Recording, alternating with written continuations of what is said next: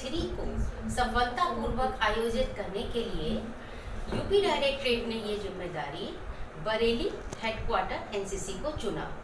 Headquarter Bareilly से ये जिम्मेदारी 8 यूपी गर्ल्स बटालियन को दी गई व 8 यूपी गर्ल्स बटालियन में इस कैंप को सफलतापूर्वक 21 सितंबर से 26 सितंबर तक आयोजित किया गया। इस कैंप में तमिलनाडु, अंडमान निकोबार व पौंडीचेरी डायरेक्टरेट गेस्ट डायरेक्टरेट थे।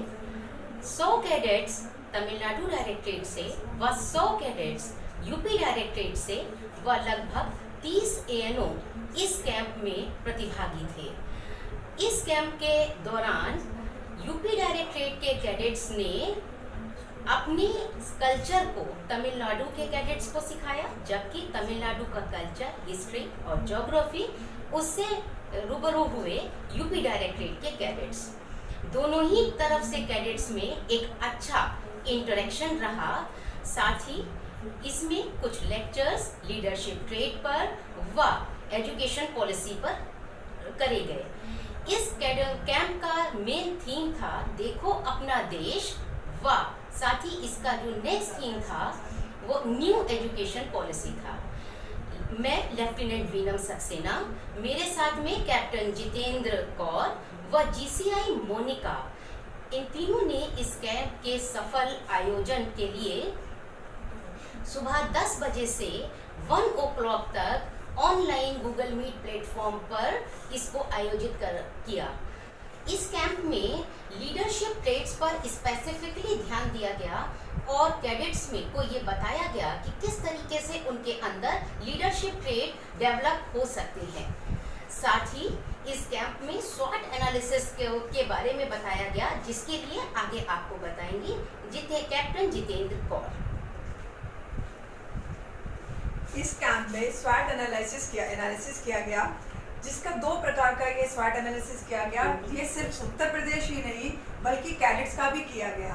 पहले मैं आपको बता दूं कि SWOT ये होता क्या है। S stand for strength, W stand for weaknesses, O stand for opportunity and T stand for threat. So these are the things which we discussed in during our class. So first same interaction we have done with the cadets, and that was done by Lieutenant Beenam. She asked the cadet from UP as well as from the Tamil Nadu ki what is their strength, what is their weaknesses, what is their threat and what are the opportunities. And if any cadet have any sort of challenges, so how they'll overcome with that challenge. So that is what we have done with the NCC cadet. In the same way as ma'am said that this was the interaction of 2 states.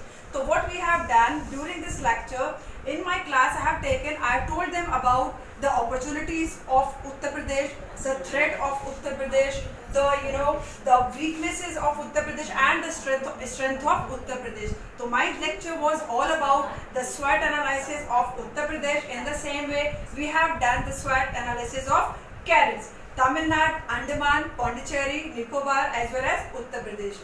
And along with us continuously it was lecture was going on during the camp along with the interaction.